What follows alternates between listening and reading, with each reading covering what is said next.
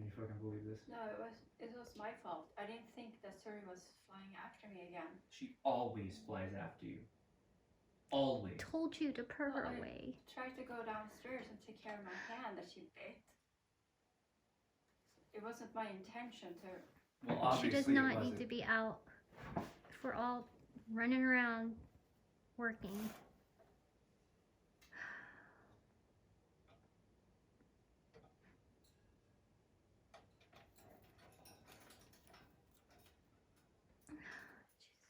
She's got her foot up.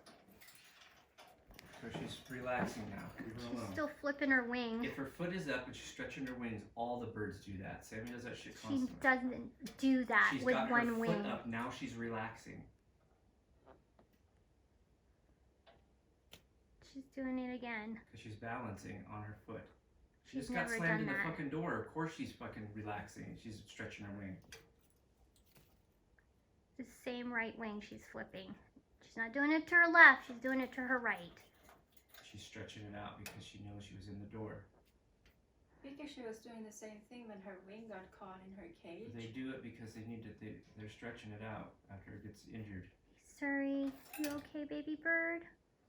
Jhoanna, please don't call her name because that makes her heart move.